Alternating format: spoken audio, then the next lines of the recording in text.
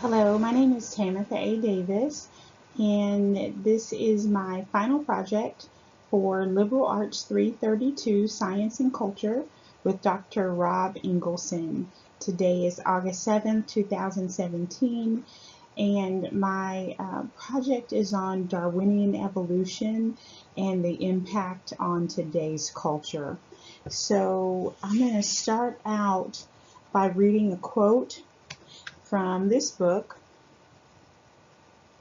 There we go. The Soul of Science by Nancy Piercy and Charles B. Thaxton. And this quote, when I read this actually helped to solidify the thesis for this presentation. So I'm going to read the quote first, and then I'm going to get into my thesis. So it's on page 115. It says, in short, Darwin eliminated his intellectual competitors not only by arguing negatively against their positions, but also by offering positive alternatives in his own terms. He thereby made their positions seem superfluous, and not only superfluous, but unscientific. Darwin's style of intellectual attack was to portray his proponents' theories not merely as competing scientific explanations, but as interlopers that had no business being in the same ring at all. He criticized concepts such as divine creation and ideal archetypes, not so much for being mistaken scientific ideas, but for falling outside the realm of science altogether. And so my thesis is that Darwinian evolution has shaped the way in which an entire culture thinks by refusing to address man's most basic and important questions and dismissing them as unscientific. And so that's what I'm going to explore in this presentation.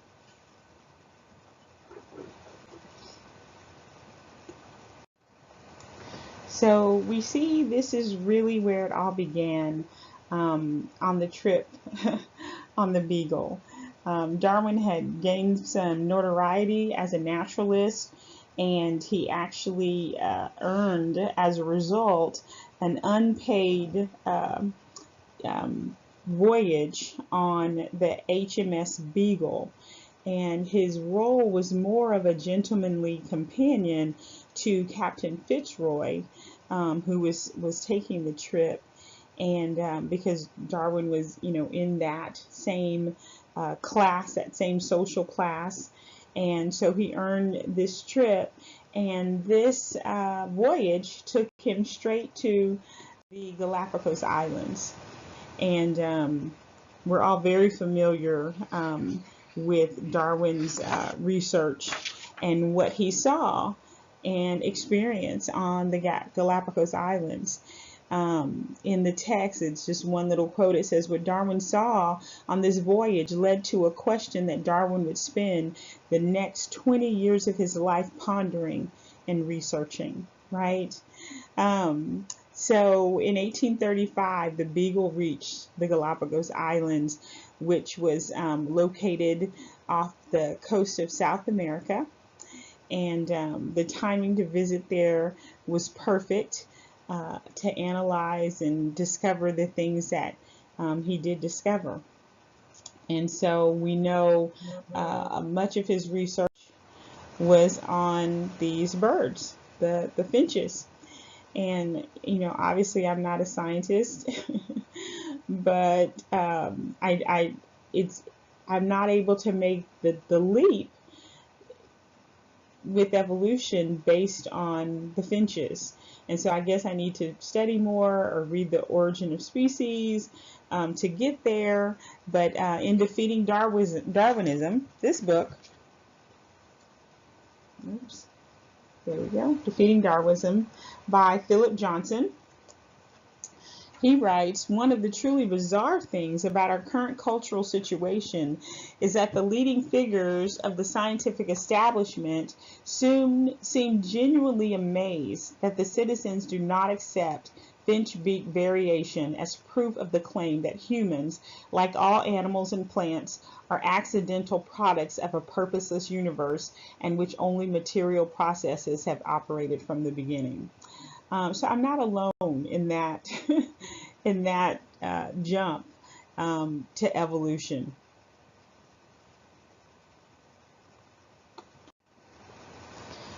And so what we see here is natural selection. And this actually predated the work that Darwin did on the origin of species. This was much of the work was John Baptiste Lamerick from 1744 to 1829. There is pre-evolutionary theory prior to Darwin, and this was one of those scientists. And his work primarily centered around the giraffe. And so if you look in our text, the actual definition for natural selection is Darwin's mechanism for evolution by which organisms with favorable traits are better able to survive. They will then pass these favorable traits on to the succeeding generations. And so that, I have no problem with, right? Giraffes, their necks get longer, the butterflies, their wings have different variations based on their ability to adapt and hide from their predators, or change their color to blend in with the environment, right? That's all a part of natural selection.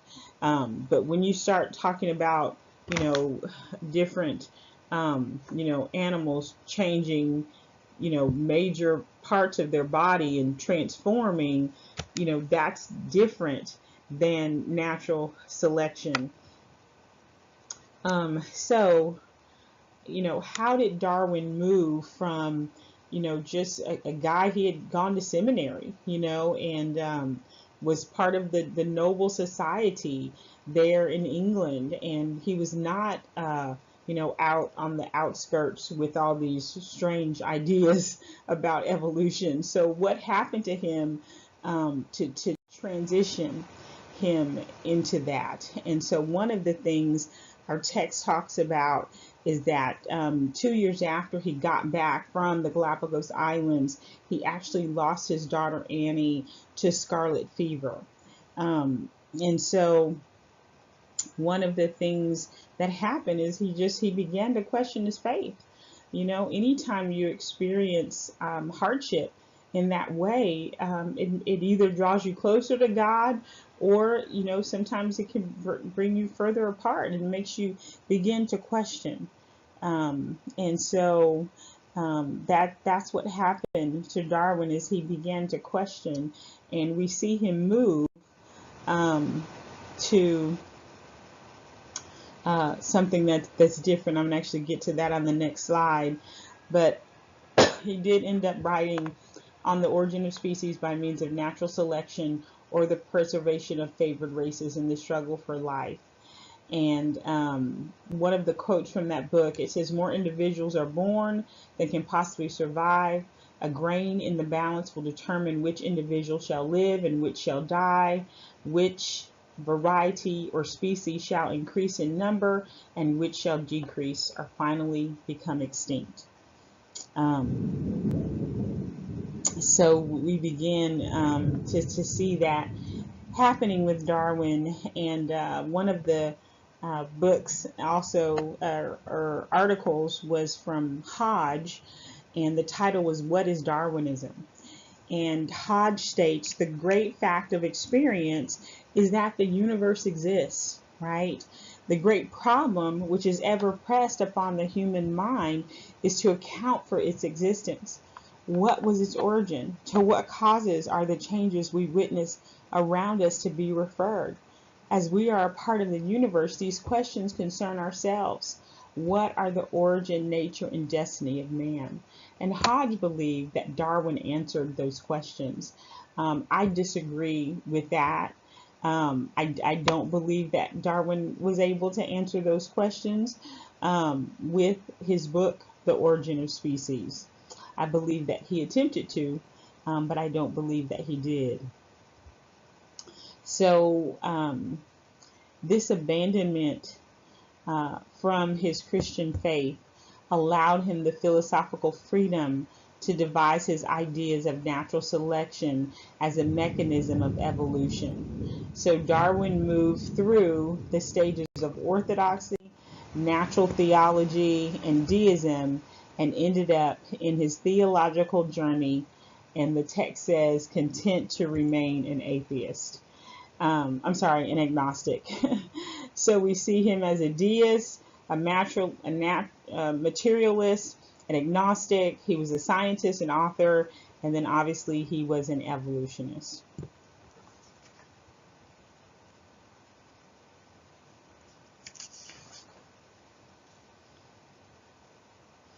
So after the book was published, we really start to see and experience the impact on our culture based on evolutionary thought. And so there were many debates about the ideas surrounding evolution and creation. A year after The Origin of Species was published, we have the Huxley and Wilberforce debate. Thomas Huxley, a biologist and part of the British Association for the Advancement of Science, whereas Bishop Samuel Wilberforce was a bishop in the Church of England. And so there were debates that were happening as a result of Darwin's work. Then there's also the Tyndale-Porter debate. John Tyndale, an Irish physicist, J.L. Porter, an Irish Presbyterian minister. And so Tyndale believed that the theory of evolution, he referred to it as a doctrine, and argued that the strength of the Darwinian concept of evolution was in its general harmony with scientific thought. Porter, on the other hand, attacked The Origin of Species for its lack of, he calls it the missing link.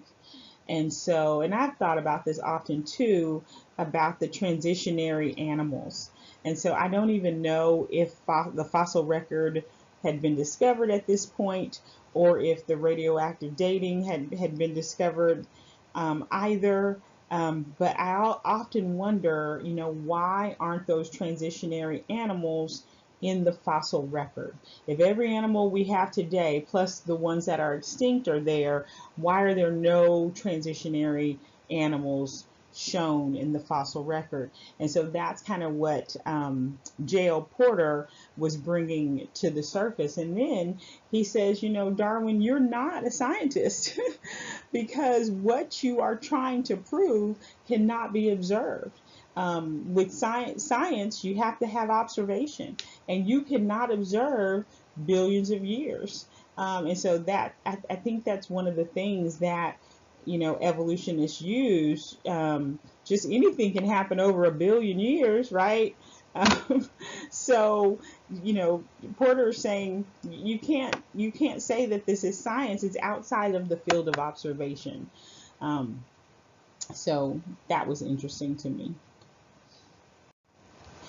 And so we continue to see the impact on culture with this Scopes monkey trial and Inherit the Wind. So the Scopes monkey trial was in 1925.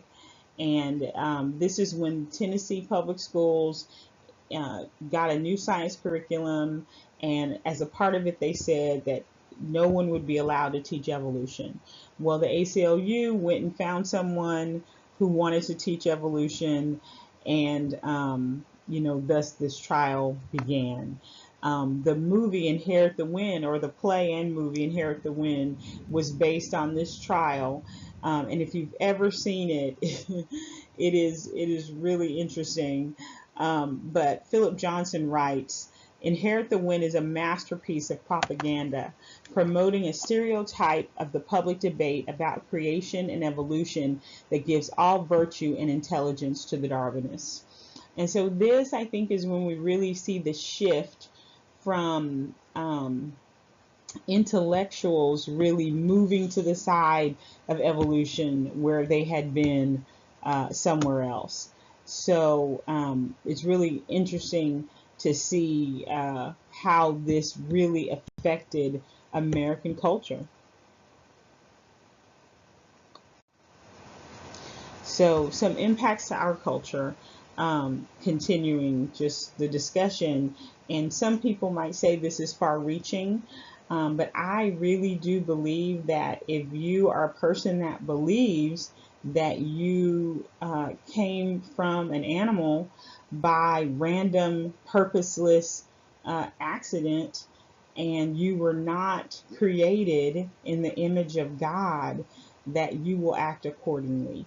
And so we have a culture of rape, violence, and abuse right now in the world. And in this next slide, I've included some statistics. 20 people per minute are abused. 1 in 3 women and 1 in 4 men experience intimate partner physical violence, intimate partner sexual violence, or stalking. 1 in 4 women, 1 in 7 men experience severe physical intimate partner violence in their lifetime. The domestic violence centers across the nation receive 20,000 phone calls a day on domestic violence. And so I really believe that there is a connection there. I believe that Darwinian evolution impacts our culture in a way that we believe that we can behave. It's our instinct, it's our nature. We get angry, so we respond. Not that we are created in the image of God, and therefore, we can respond appropriately in situations where we're upset. So the big idea behind this paper and this presentation is that there's another alternative to Darwinian evolution, and that's creationism and intelligent design.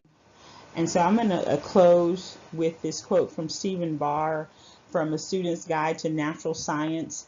It's about the myth that Christianity and the church sought to end scientific research. And we know that's not true. And Stephen writes, however, scholars no longer take this view seriously. The idea that the church establishment has been implacably hostile to science is a myth created to serve the purposes of anti-religious and anti-clerical propaganda. And I do believe that. So in closing, I just want to say one of the reasons that I started or that I decided to do my presentation on this is because I've learned that many of the scientists that began the field of science were believers that wanted to study God's creation and learn more about it. And so somehow the field of science has been hijacked, in essence, with this probably is the most pervasive theory that has led it away from Christian thought that's out there. It is the theory of evolution, because those questions about where do we come from and what's our purpose here and why are we in the universe, those are things that evolution attempts to answer, but unfortunately it's not able to answer. So thank you so much for listening to my presentation.